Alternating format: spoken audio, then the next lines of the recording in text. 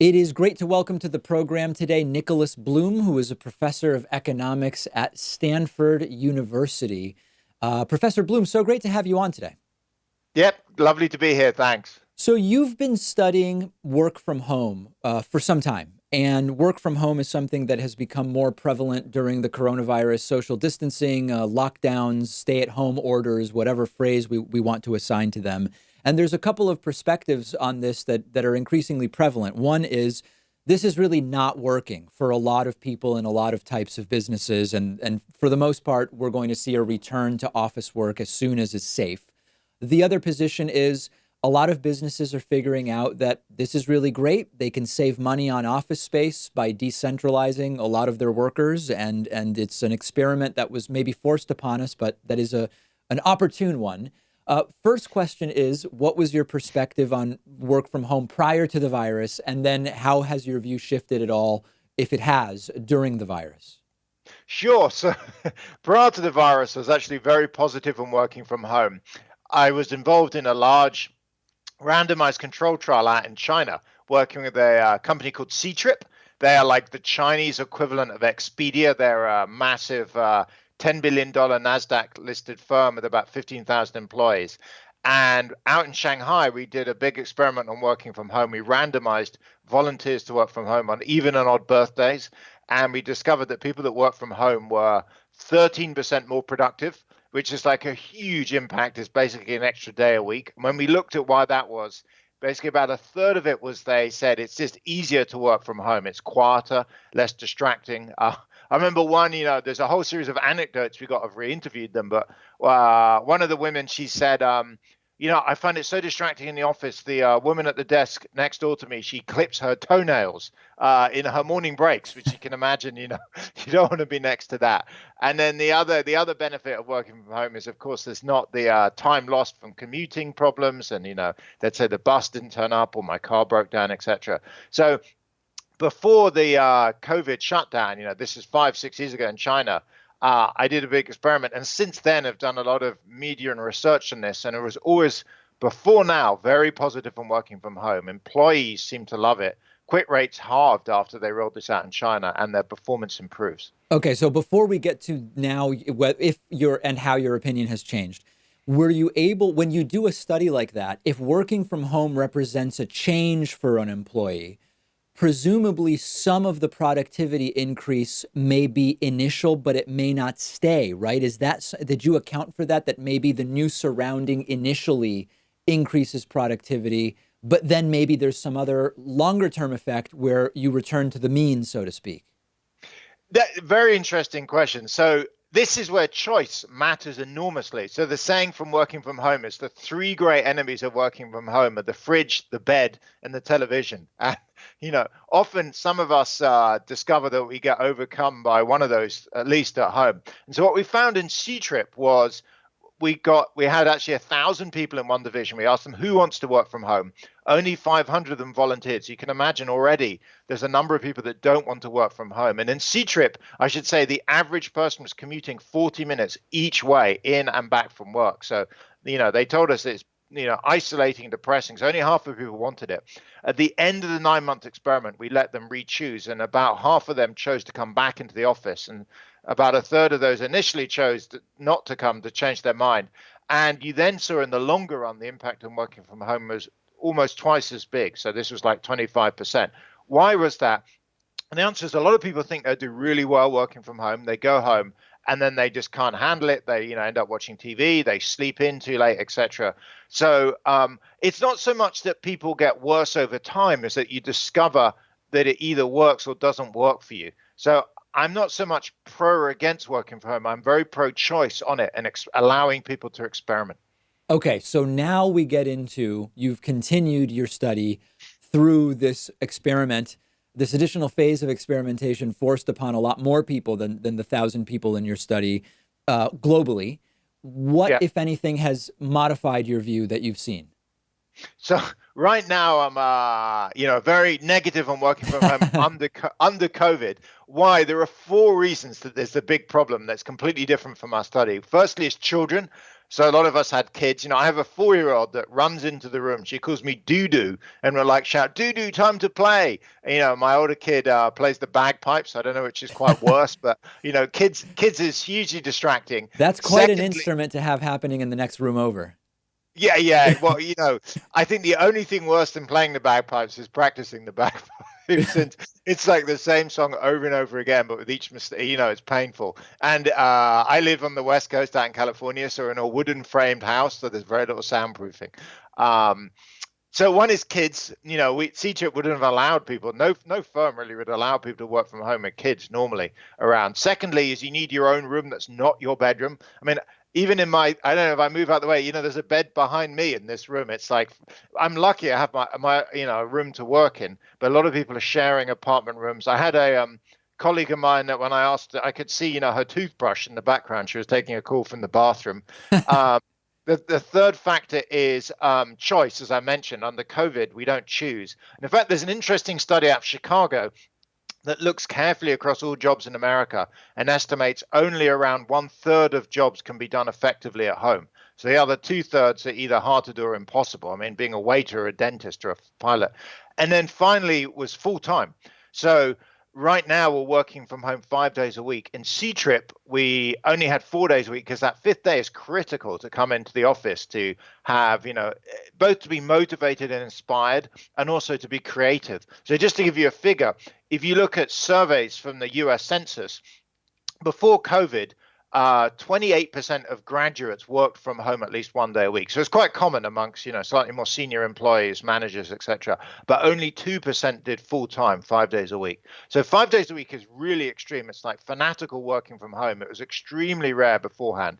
And the reason is you need some face-to-face time in the office. So Yeah, right now, so right. That was going to be my other question about the social interactions, which is the mental health effects of people maybe dramatically reducing their social interactions over the course of a week. Maybe this also leads to people not taking as good care of themselves. I just don't know. Do we have any data about that? yeah, so mental health, two data points. One is just in C-Trip, when we asked at the end of the study, half the people voted to come back into the office. We asked them why and interviewed them in detail. And they said depression, loneliness, isolation. If you look now, the two kind of indicators that are coming out that warn, I think, of as a kind of a tsunami of mental health problems are calls to suicide helplines have risen several 100%. And then, anecdotally in China, there's stories of, a surge of divorces. So the data is only starting to come out, but I feel very worried that people forced to isolate. In fact, it's even worse than full-time working from home because you can't go out in the evenings or the weekend either. So I think we're storing up a mental health time bomb. And as you point out, mental health is also very strongly associated with physical health. In fact, another good indicator of this is on retirement. In countries where you have statutory retirement, like in Germany, you have to retire at 55, you see a very large deterioration in health and a big spike in death rates when people retire. So actually, it turns out, believe it or not, work is actually good for us in terms of health. And so being forced at home, I think, is very problematic for health. One of the things that I've read about here in the US in terms of the economic effects of those who are on unemployment versus those who are able to work from home is, of course, what we would colloquially call a white collar versus blue collar divide, which is that there are probably some pretty notable economic disparities in who even has the opportunity to have a conversation about working from home versus who either is going in or you don't really have a job right now. So if work from home were to become more prevalent, is there some way in which it might increase economic inequality in the country?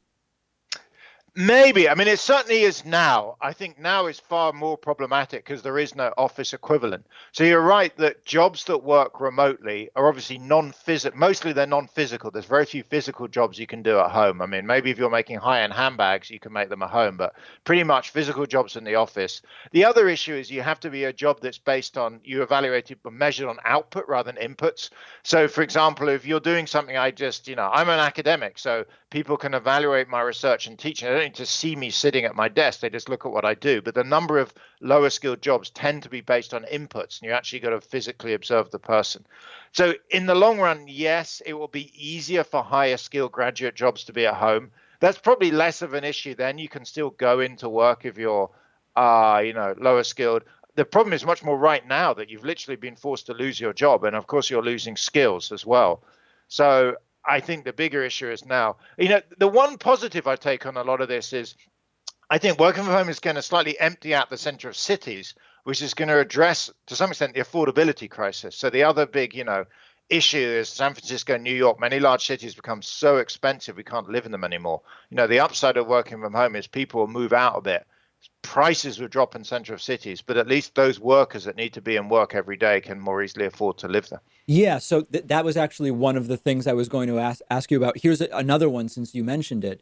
And I have no idea whether this is something you've looked at. It's a bit further outside of the scope of what we've been talking about so far, which is there was this initial panic among some that if companies figure out we don't really need these offices, that there would be a crash in commercial real estate.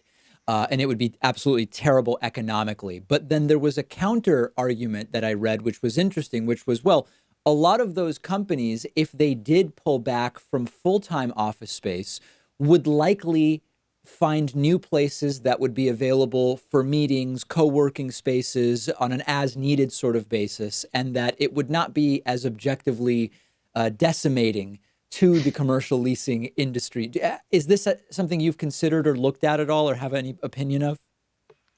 I have to say I'm somewhat pessimistic on commercial office space. You are, so, okay.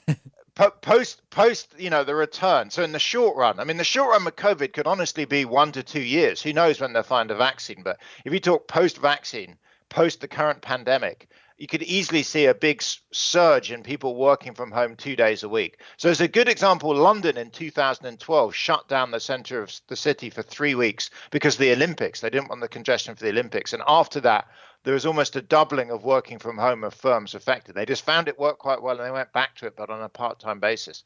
So imagine we roll this out and everyone goes from working from home basically no days a week to 2 days a week. You can see that's roughly a 40% drop in demand for desks. You are right, you still need meeting rooms. And in fact, the way the work of the future, I think, is like to be arranged is you do all your meetings, your lunches, your coffees, your group activities on, say, Monday, Wednesday, Friday when you're in the office. Tuesday, Thursday, the whole team goes home, and that's when you have your quiet time and maybe your one-on-ones. So, if you have a one-on-one discussion about work, you can actually do it pretty effectively on a video call. Increasingly so, really. Yeah, I think so. And the norm, for me, I used to take regular phone calls every morning with various, co-authors around the US and internationally. It was all by phone. Now I do it by video conference because you need that sense of interpersonal relationship. But yeah, I think the center of cities will become cheaper. The other more out there impact I think I worry about is political polarization.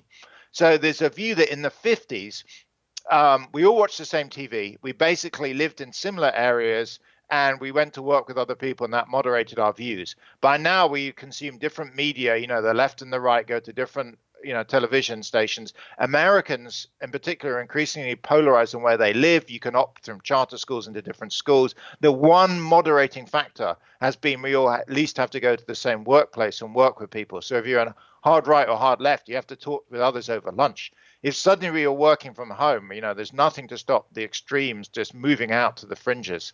So, that's another impact. Oddly enough, work was the single biggest moderating factor, it appears, from data now on our political opinions, actually. That's interesting. That is certainly less one that is less discussed in everything that I've been reading, and certainly one not to be dismissed because it is a major problem, as you point out, currently in the United States. We've been speaking with Nicholas Bloom, professor of economics at Stanford University. I so appreciate your time today. Great, David. Thanks very much. Lovely to talk.